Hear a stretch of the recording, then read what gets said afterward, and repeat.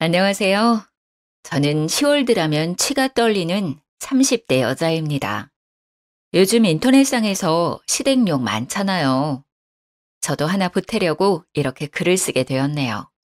제가 시댁과 결정적으로 인연을 끊게 된 사건이 있어서 이렇게 사연을 올립니다. 지금 생각해도 억울하고 참 어이가 없어서 말이 안 나오네요. 그런데 지금 결과적으로 보면 잘 되었다고 생각하면서도 참 씁쓸한 건 어쩔 수 없나 봐요. 처음에는 시댁에 사랑받고 싶다고 생각한 적도 있었습니다. 제가 사랑하는 사람의 가족이니까요. 제 가족처럼 챙기면 알아주시겠지 그렇게 생각했거든요.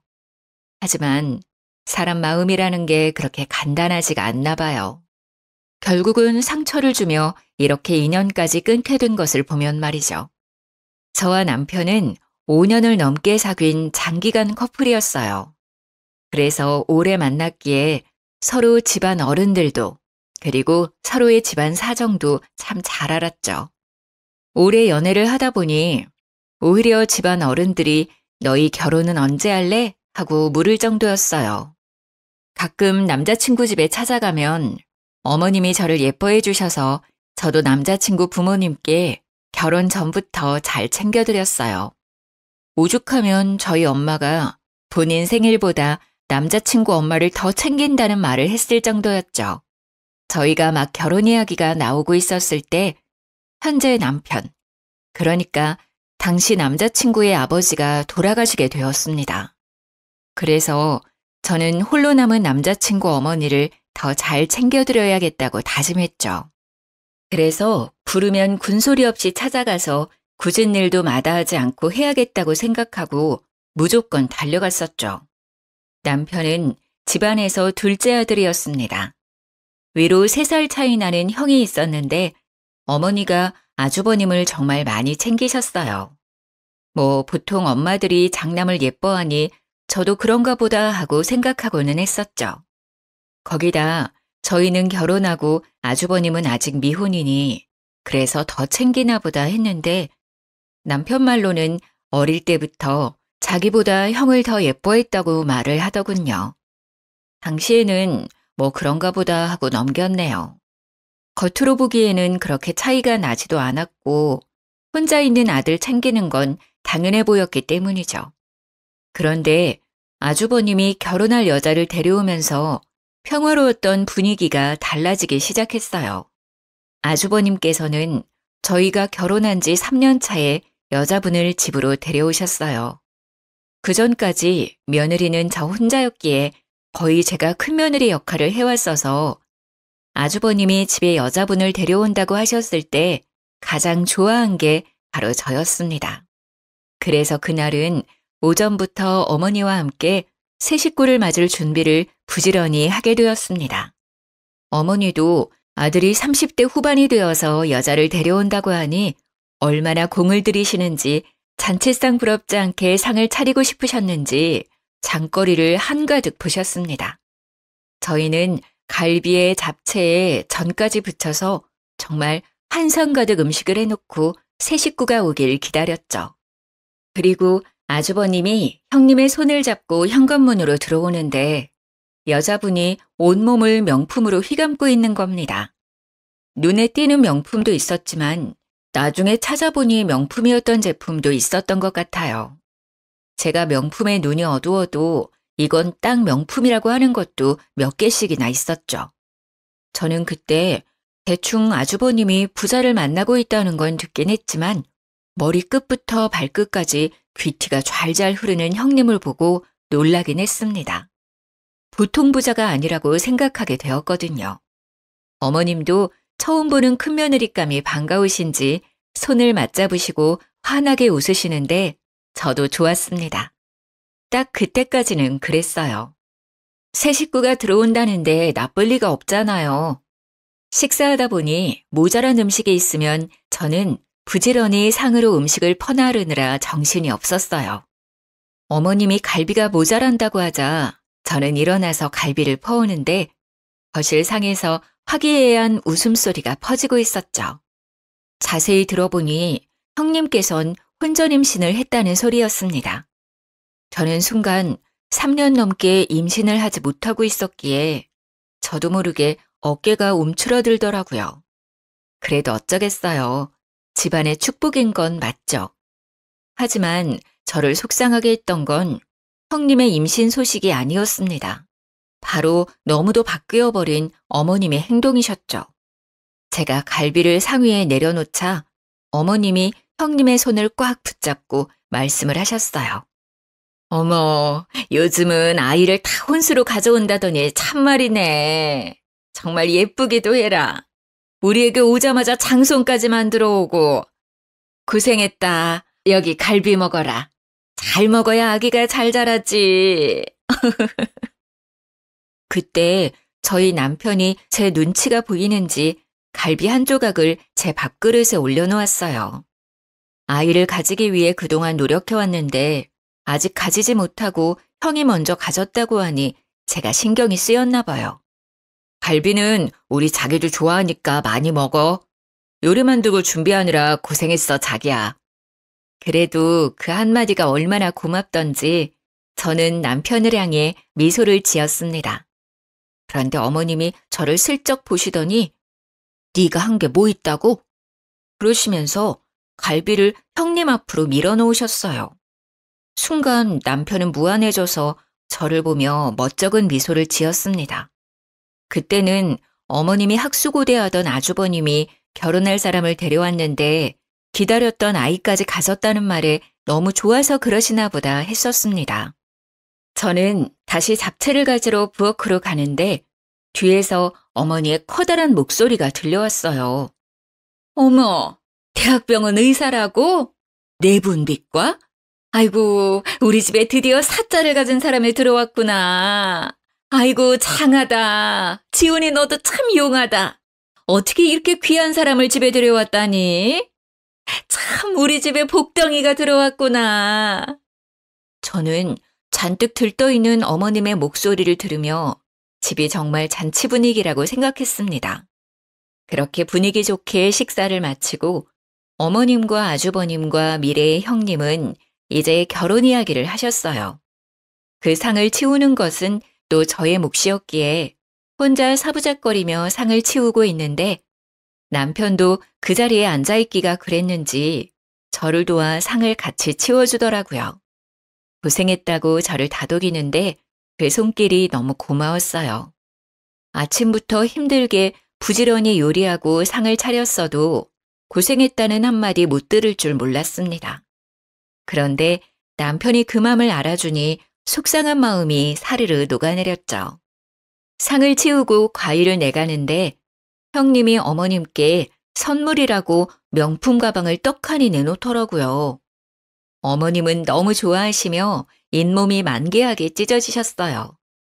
의사니까 역시 돈도 잘 버는 거겠죠. 어머님의 커다래진 입을 보는데 제가 괜히 죄송해지더라고요. 저렇게 좋아하실 줄 알았으면 하나 사드리는 건데 하는 마음이 드는 겁니다. 제가 사드린 건 명품은 아니어도 국내 유명 브랜드들이었거든요. 역시 어머님도 여자셨던 거죠. 어머니는 명품 가방을 품에 안으시고 예비 형님을 향해 말을 하셨어요. 뱃속에 아이도 있는데 결혼을 서둘러야지. 배가 나오기 전에 빨리 서둘러야겠구나. 시어머니의 말에 예비 형님이 난감한 표정을 지으시더라고요. 그런데 제가 너무 바빠서요, 어머니. 결혼 준비를 제대로 할 수 있을지 걱정이에요. 병원 일이 생각보다 한가한 일이 아니라서요. 어머님은 형님의 손을 꽉 잡으시며 활짝 웃으셨죠. 그럼 알다마다 큰일 하는데 바쁜 거 내가 다 알지. 결혼식 걱정은 하지도 말아라. 내가 다 준비하마. 여기 한가한 너희 동서도 있잖아. 그렇지, 작은 애야? 네가 결혼 준비하는 것 좀 도와주려무나. 저는 사과를 깎다가 두 눈을 동그랗게 떴죠. 아주버님의 결혼식을 제가 준비하다니요? 그것도 잘못하면 욕먹기 딱 좋은 결혼식을 말이죠. 저는 어색한 미소를 띄었습니다. 죄송해서 어쩌죠? 저도 요즘 회사 일이 바빠서 도와드리기 힘들 것 같네요. 그래도 본인들이 준비하는 게 더 마음에 들지 않을까요? 어머님은 제 말이 마음에 안 드셨는지 저를 흘겨보셨어요. 무슨 직장이 시간 조정하나 마음대로 못한다니? 그래서 다른 일은 할 수 있겠어? 서로 어려울 때 돕고 해야 형제 우애가 좋아지고 그러는 건데. 아니에요, 어머니. 제가 바빠도 시간 내서 해볼게요. 동서 곤란하게 해서 미안해. 아니다, 내가 준비하마. 바쁜 네가 시간을 어떻게 빼려고 해. 뱃속에 애도 있는데 그럴 필요 없어. 저는 잠시 그 자리에 있는데도 벌써 숨이 막혀왔습니다. 어머니와 형님만이 다른 세상에 있는 것 같이 느껴졌는데 저는 딱 그 자리에 그냥 옆에 세워진 병풍 같은 존재 같았어요. 아직 결혼 전부터 이렇게 살얼음판인데 결혼하면 또 얼마나 달라지려나 하는 불안이 엄습해왔습니다. 왜 그런 느낌은 딱딱 잘도 들어맞는 것인지 모르겠어요. 형님은 결혼 전부터 보통이 아니셨습니다. 그렇게 형님의 결혼은 어머님 주도 아래 수월하게 이루어지게 되었어요. 두 분 결혼식이 한 달 앞으로 다가왔을 때 우리는 다시 시댁에 모이게 되었습니다. 그런데 형님과 아주버님이 생각지도 못한 말을 입 밖으로 꺼내시는 겁니다. 어머니, 이미 재산이 분할이 끝났다고 하던데 정말이에요? 아버님이 동등하게 나눠주셨다고 하는데 그게 너무 불공평한 것 같아서 말이죠.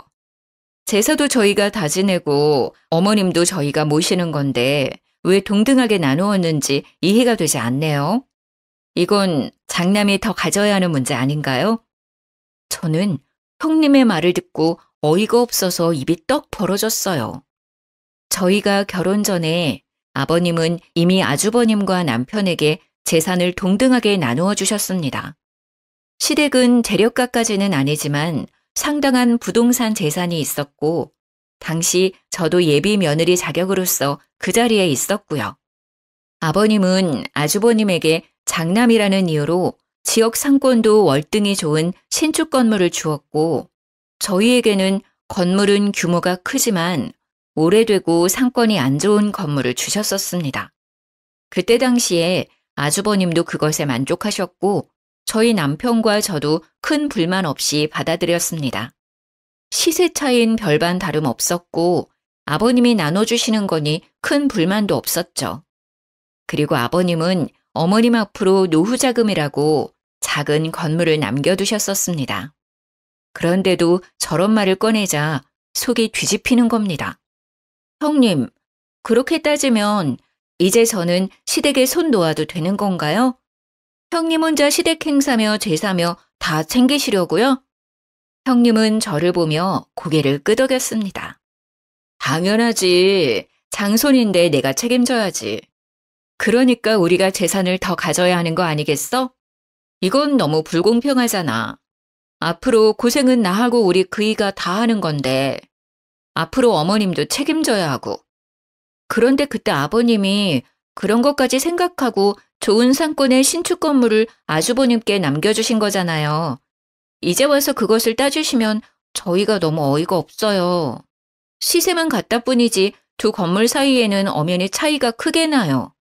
거기다 어머님께도 건물을 남겨주셨고요. 그래도 이거는 말도 안 되지. 원래라면 작은 아들은 재산을 물려받을 수 없는 거 아니야? 그런데도 같은 시세라니 나는 말도 안 된다고 생각하는데. 어머니도 그렇게 생각하지 않으세요? 아이고, 작은애 시끄럽다. 너희 형님 말 어디가 틀린 게 있다니?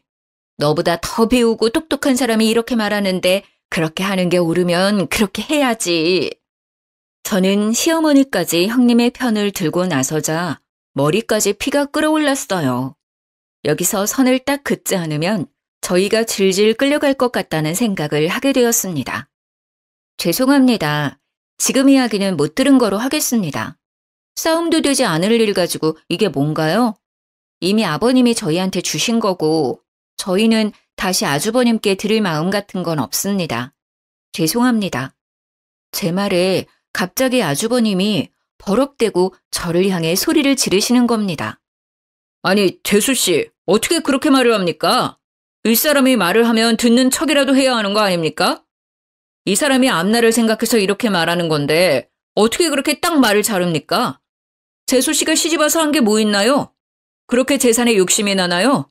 저는 재수 씨가 이렇게 속물인지 몰랐네요.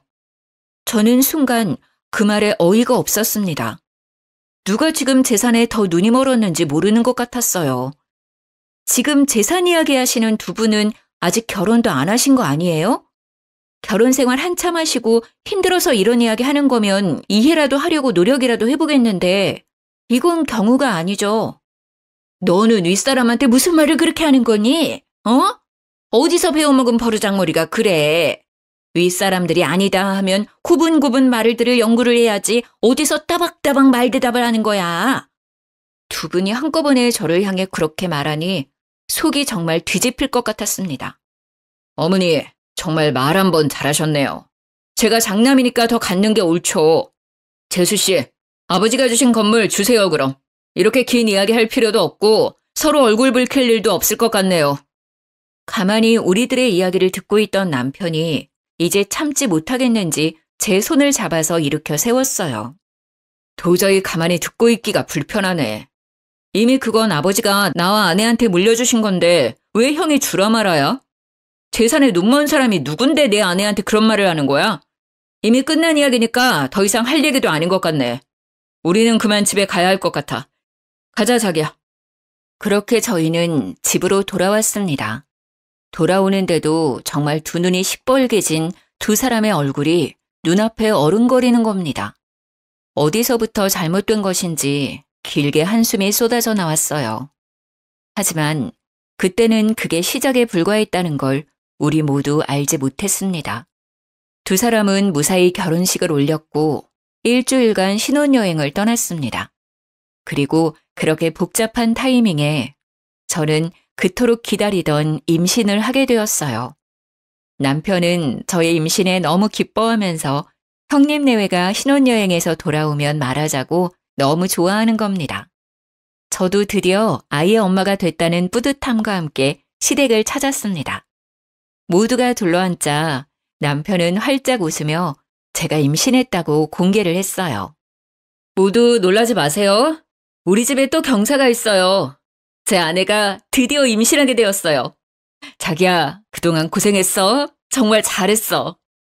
남편의 말이 끝이 나자 형님이 갑자기 대성통곡을 하기 시작하는 겁니다. 통곡은 점점 심해지더니 자지러질 정도로 눈물을 펑펑 흘리는데 저와 남편은 꿀먹은 벙어리가 되고 말았습니다. 어머님과 아주버님은 형님을 달래는데 저희는 무슨 상황인지 모르니 가만히 상황을 지켜볼 뿐이었죠. 드디어 형님이 진정하자 휴지로 눈물을 닦아내며 저를 쳐다보더군요. 동서, 좋은 날에 정말 미안해. 내가 유산을 해서 동서 임신했다는 소식을 들으니 뱃속의 아이가 너무 생각나서 그랬어. 우리가 재산 가지고 다툰 날 있잖아. 그날 그게 스트레스가 되었나 봐. 나는 그게 그렇게 분란을 일으킬 줄 모르고 꺼낸 이야기인데 형제 싸움까지 번지고 며칠 동안 끙끙 앓다가 아이가 그만. 저는 정말 할 말이 없어서 입을 다물었어요. 그 상황에서 무슨 말을 할 수 있겠습니까? 형님의 말의 뉘앙스를 보면 결국 우리가 재산을 내놓지 않아서 자신이 유산했다는 말이 아니겠어요? 시어머니는 저를 눈으로 흘기시며 입을 비트셨어요. 그 재산이 무슨 대수라고 뱃속에 장손을 잃어버리게 만들어. 그리고 너는 이 상황에서 임신했다고 그렇게 말하고 싶니? 지금 사람 염장 지르는 것도 아니고. 아이고, 애들이 배운 게 없어서 그런지 눈치도 없네. 어머니의 말을 듣다 못한 남편이 벌떡 자리에서 일어나서 소리를 질렀습니다. 어머니, 그게 지금 무슨 말을 하시는 거예요? 지금 형네 아기가 우리 때문에 그렇게 되었다는 말이라도 하시는 거예요? 이게 어떻게 저희 잘못인가요? 지금 저희 아이는 안중에도 없으신 거예요? 형님 잃어버린 아이만 중요하신 거냐고요? 자기야, 그만 일어나 가자. 더 이상 여기에 못 있겠다.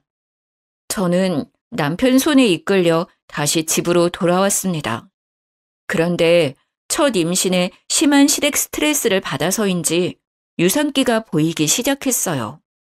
아래에 피가 살짝 비치고 아랫배가 자꾸 뭉치고 아파지는 게 큰 병원에 가서 검진을 받아보려 했지만 대학병원 같이 큰 병원은 계기가 너무 많이 걸려 있어 엄두를 못 내겠는 겁니다. 그래서 남편이 형수네 병원에 가서 검진을 받는 건 어떠냐고 물어보더군요.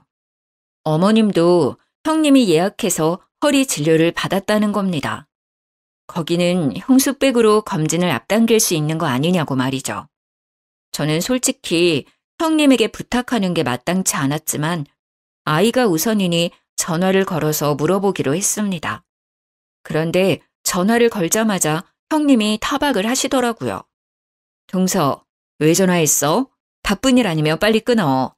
혹시 이제는 우리한테 건물 넘길 결심이라도 선 거야? 그런 거 아니면 빨리 끊어. 나 바빠. 다시 머리에 혈압이 오르기 시작했습니다. 형님의 말을 듣자마자 내가 왜 이 여자에게 전화를 한 것인지 후회가 되기 시작했죠. 아니요, 그건 아니고요. 형님네 병원 산부인과 예약하러 가는데 혹시 빨리 앞당길 수 있는지 알아보려고 전화를 드렸어요.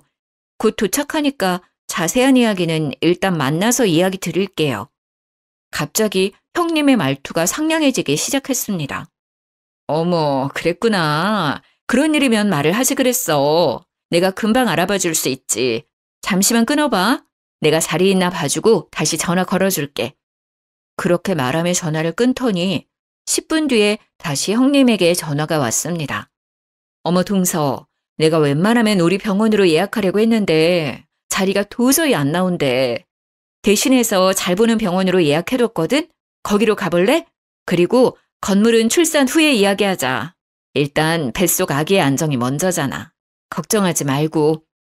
저는 형님이 예약해둔 다른 병원으로 내원하게 되었고 거기서 스트레스를 많이 받아서 유산기가 있다고 하면서 유산 방지 주사를 맞춰주었습니다.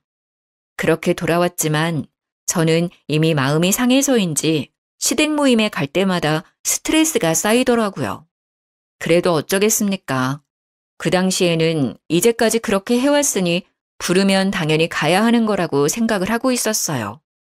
그게 효이고 그렇게 배워왔으니까요.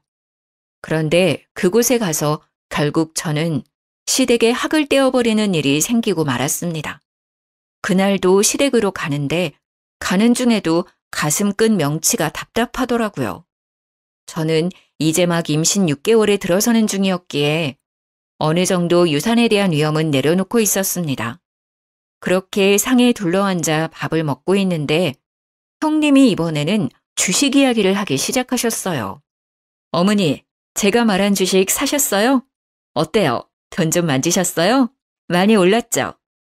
형님은 이미 어머니에게 주식 투자를 권유해서 주식 투자를 했나 보더라고요. 어머님은 형님 말대로 주식이 올랐는지 입을 활짝 옆으로 찢으며 웃으시더라고요. 그러게 생각지도 않게 많이 올랐어. 너는 어떻게 이런 걸 잘 알고 있니? 정말 내 주위의 여편네들은 나를 그렇게 부러워한다. 며느리 하나 잘 뒀다고 말이야. 잘 됐네요, 어머니. 이번에 정말 확실히 오르는 화끈한 주식 있는데 한두 푼으로 투자해야 하는 게 아니라 한 번에 끌어모아서 투자해야 확실히 오르는 거거든요. 투자해보실래요? 주위에 어르신들 있으면 같이 투자하세요. 어머, 그게 정말이냐? 안 그래도 그 여편네들이 내가 주식으로 돈 재미 좀 봤다니까 자신들도 투자하고 싶다고 야단이더라. 내가 알아보마. 형님은 어머니의 말에 활짝 웃더니 저희를 보며 말을 이었어요. 동서도 투자하는 게 어떻겠어? 이번에도 정말 확실한 주식이거든. 이렇게 확실한 게 나오기도 쉽지 않은데 내가 아는 애널리스트 말이라서 찐이거든. 차 떠나기 전에 올라타야지. 저는 그 주식 투자가 왠지 끌리지가 않았습니다. 주식이 오른다고 단언하면서 확신을 하는 게 못 믿어왔죠.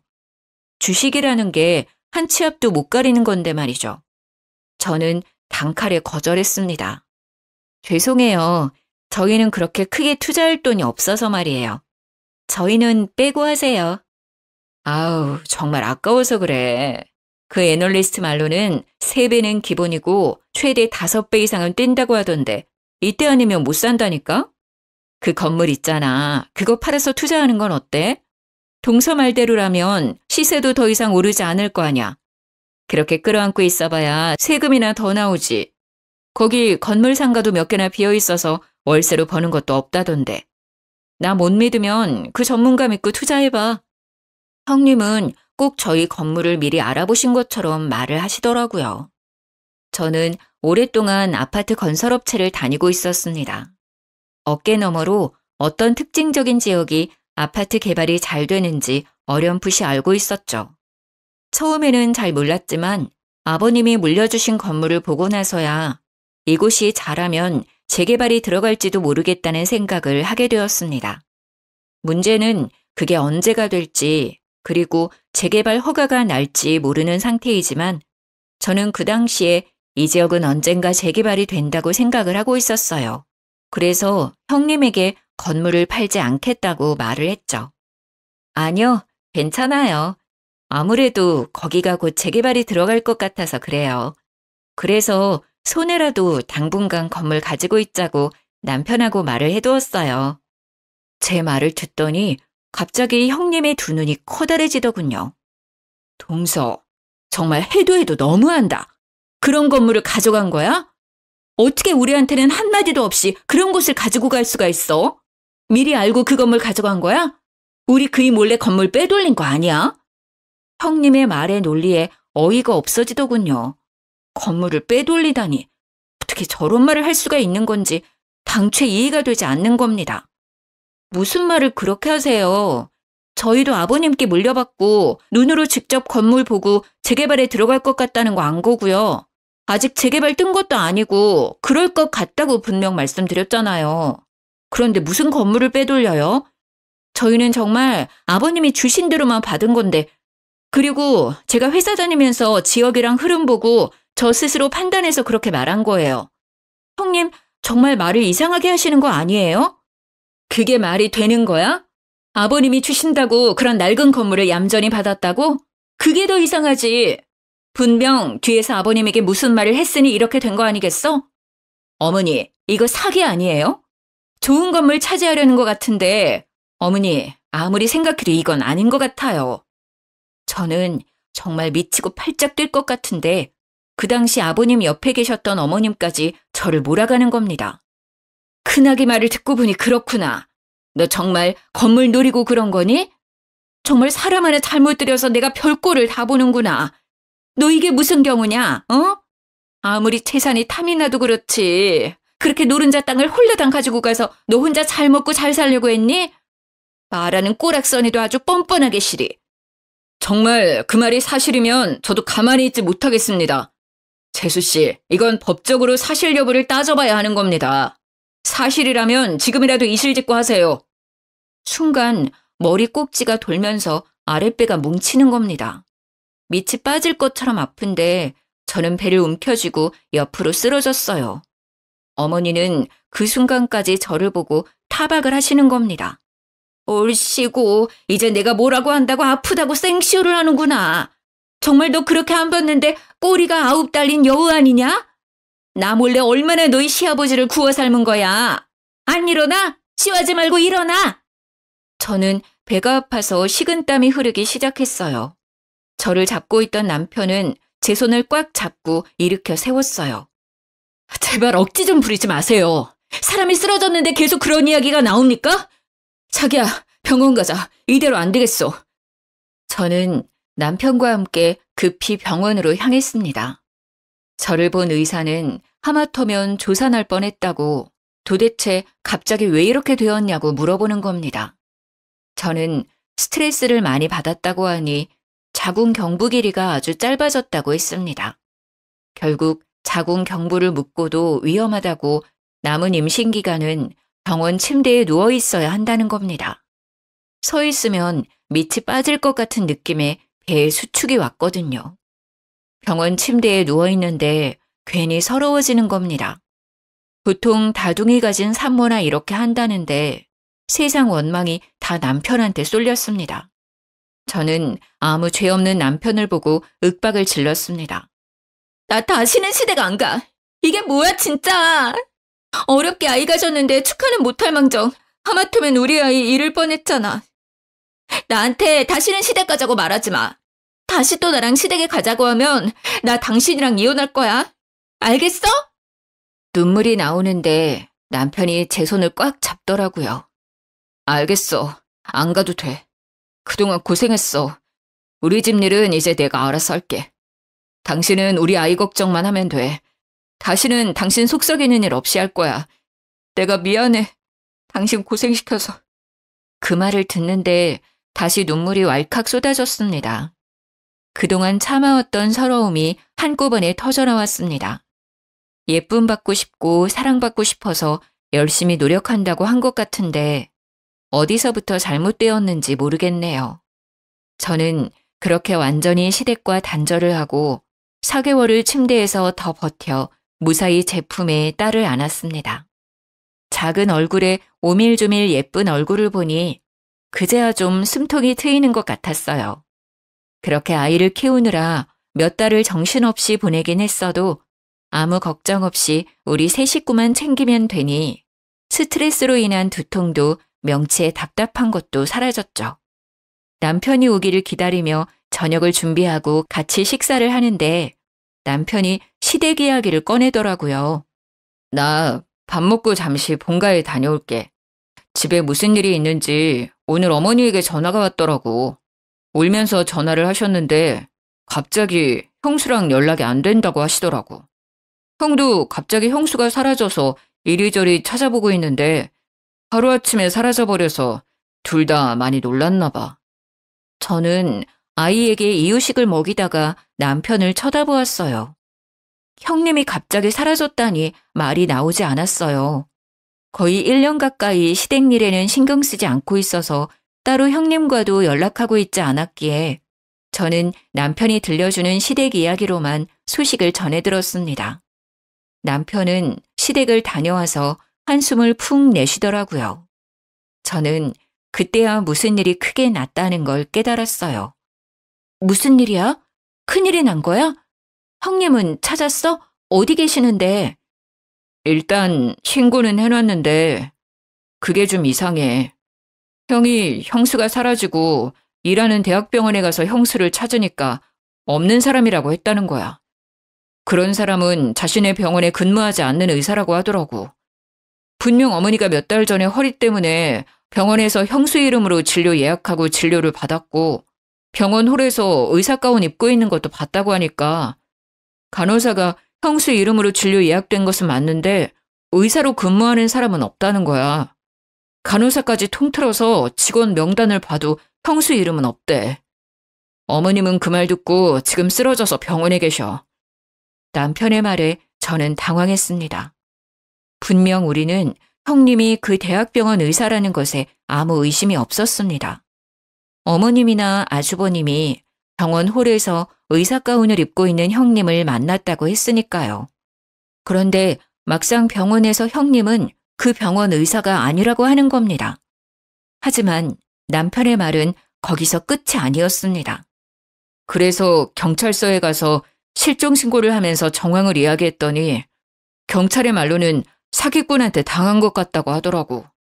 일부러 처음부터 형의 재산과 우리 집 재산을 노리고 들어온 전문 사기꾼 같다고.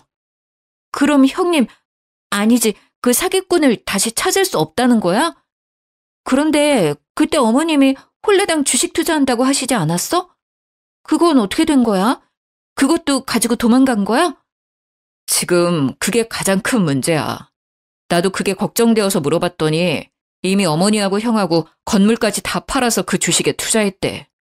경찰 말로는 그런 주식 자체가 없다는 거야. 아마 현금으로 돌려서 빼돌리기 위한 거짓말이라고 하는데 형수의 신원도 가짜고.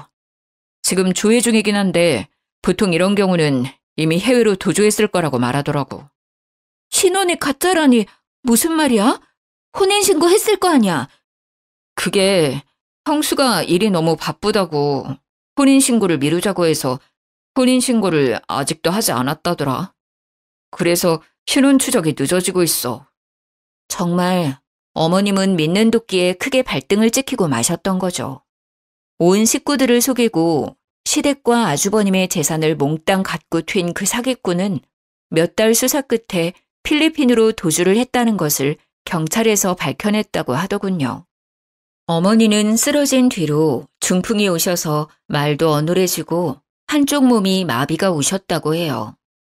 문제는 어머님이 또 없는 돈까지 끌어다가 사기꾼에게 투자해버려서 빚도 상당하다는 겁니다. 하루에 몇 번씩 병원으로 빚쟁이들이 들락거린다고 하더라고요. 그래도 그 지역에서는 잘 산다는 소리를 듣고 살았던 시댁이 한순간에 빚더미에 앉게 되었습니다. 어머님은 어쩔 수 없이 사시던 집을 팔아 그 빚을 다 갚고 작고 낡은 주택을 월세로 얻었다고 해요. 저는 더는 시댁으로부터 스트레스를 받고 싶지 않았어요. 저는 그동안 할 만큼 했다고 생각합니다. 그리고 이건 어머니가 자초한 것으로 생각하기도 했고요. 건지르르한 겉모습과 의사라는 말만 믿고 모든 것을 믿어버리신 거니까요.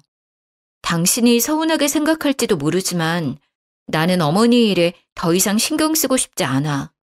어머니에게 갈 생각도 없고. 그러니까 나보고 어머니에게 얼굴 비추라는 말 하지 않았으면 좋겠어. 남편도 그동안 어머님이 저에게 한 행동을 고스란히 봐와서 그런지 별말이 없었습니다. 그래, 알겠어. 내가 알아서 할 테니까 당신은 어머니 일에 신경 쓰지 마. 그리고 남편은 어머니에 대해 저에게 말하는 법이 없었어요. 그렇게 몇 년이 흘렀는데 저의 예상대로 저희의 건물은 재개발이 진행되었습니다. 저희는 보상금으로 큰 돈을 벌었죠. 그 말을 저희 어머님이 어떻게 들었는지 저에게 수십 통 전화를 해서는 생떼를 부리기 시작하는 겁니다. 작은 애 너는 어쩌면 이럴 수가 있는 거니? 아무리 시어머니가 잘못했다고 해도 이렇게 몇 년 동안 얼굴 한번 안 비추고. 너는 그러는 거 아니다. 내가 뭘 그렇게 잘못했니? 그때는 어쩔 수 없어서 그런 거 너도 알잖아. 시어머니는 몇 년 만에 저한테 전화하셔서 그때 내가 너에게 너무 심하게 해서 미안하다 그 한마디를 안 하시는 겁니다. 그때 제가 무슨 일을 겪었는지 어머니도 다 아시면서 말이죠. 저는 그 일로 뱃속에 아이를 잃을 뻔했는데 해도 너무한다고 생각을 했습니다. 남아있는 정도 없는데 더욱 어머니에게 정남이가 떨어져 버렸죠. 어머니, 정말 너무하시는 거 아니에요? 그때 어머니께서 저한테 어떻게 하셨는지 벌써 잊으신 것 같네요. 그때 제가 얼마나 속상했는지 알기나 하세요? 그 사기꾼 형님한테 홀라당 넘어가셔서 제 뱃속에 있던 손녀까지 위험에 빠뜨릴 뻔한 거 벌써 잊으셔서 저한테 이러시는 거예요? 지금도 가끔 생각하면 명치 끝이 뜨겁고 답답해져요. 그런데 전화해서 그때는 어쩔 수 없었다니요? 어머니는 다 알고 계셨잖아요. 그게 차별이고 폭력이란 거 알면서도 형님이 사주는 명품 가방에 넋이 나가신 거죠. 형님의 배경에 눈이 멀었던 거고요. 다시는 저랑 제 딸 얼굴 보려고 하지 마세요.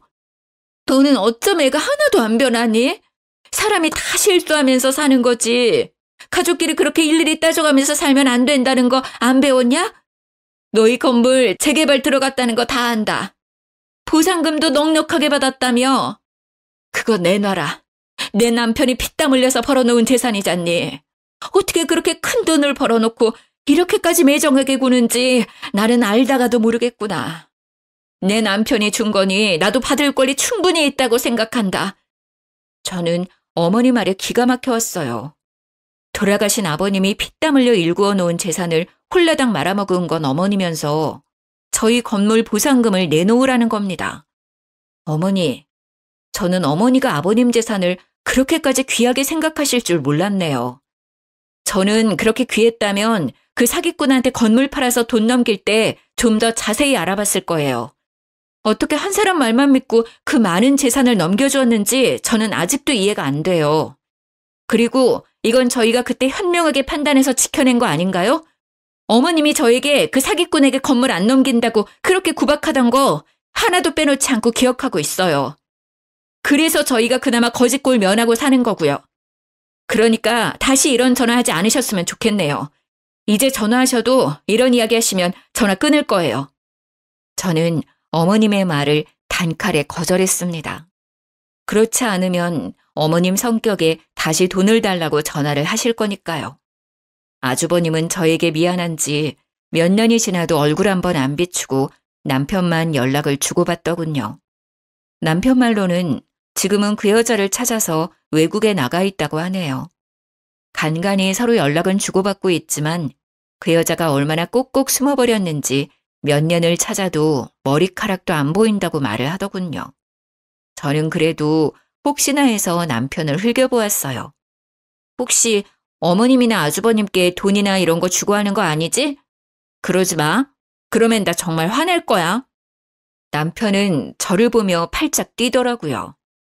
내가 미쳤어? 돈을 왜 줘? 형은 나한테 그런 말 미안해서라도 꺼내지도 않아. 자기한테 미안하다고 전해주라는 말만 계속하더라. 자기도 그렇게 속을 줄 몰랐다고. 어머님은 나한테 돈 달라고 전화는 하지만 나는 안 된다고 했어. 병원비는 내드리고 있지만 다른 돈은 안 드린다고 확실히 선 그었어. 나도 말이야, 어머니에게 서운한 게 한두 개가 아니야. 어릴 때부터 어머니는 유독 형만 예뻐했으니까. 당신도 이미 질릴 만큼 봤잖아. 저도 남편이 어머님의 병원비를 내고 있다는 것을 알고 있었습니다. 결혼 전부터 어머님이 아주버님을 알뜰히 챙기는 것을 봐오긴 했지만 어린 시절부터 그런 모습을 봐온 남편도 결혼 후까지 그러니 이제 진절머리가 난 듯 했습니다. 알겠어. 병원비는 내드려야지. 그 정도는 나도 괜찮다고 생각은 해. 하지만 그 이상은 안 도와드리는 게 옳다고 생각해. 그리고 나는 다시 시댁일에는 손대고 싶지 않아. 그건 당신이 이해해줬으면 좋겠어. 남편은 알겠다고 자신의 집일에 신경 쓰지 않아도 된다고 했습니다. 어머님과 완전히 연을 끊고 지낼 수는 없겠지만 그래도 우리 부부는 시댁에 경제적인 도움은 주지 않겠다고 어머님께 확실히 선을 그었습니다. 어머님도 이제는 저희에게 돈을 받아낼 수 있다는 생각은 버리셨는지 저에게는 전화도 더 이상 오지 않고 있네요. 가끔 밖에 나가서 폐지를 주우셔서 생활비에 보태 쓴다고 남편이 말을 해주더군요. 일평생을 곱게 사셨던 분이셨는데 집에 사람 하나 잘못 들여서 고초를 겪게 되신 거죠. 저의 사연은 여기까지입니다. 저는 토끼 같은 딸과 남편과 함께 잘 지내고 있어요. 명절에는 시댁에는 가지 않으니 저희 세 식구는 여행을 다니고 있습니다. 아마 그런 일이 없었다면 저희도 다른 집들처럼 시모도 함께 여행을 다녔을 수도 있었겠죠. 하지만 이미 지난 일을 떠올려봤자 어쩌겠어요. 나쁜 기억은 빨리 털어버리고 일어서야죠. 가끔은 믿었던 사람에게 가장 많이 상처를 받기도 하는 것 같아요. 하지만 서로 상처 주는 사이라면 서로 안 보고 사는 것도 좋은 방법인 것 같습니다. 조금은 멀리 떨어져 서로의 소중한 것을 생각해 보는 게 어떨까 싶네요. 모두 행복해지길 바라면서 이만 글을 드리겠습니다.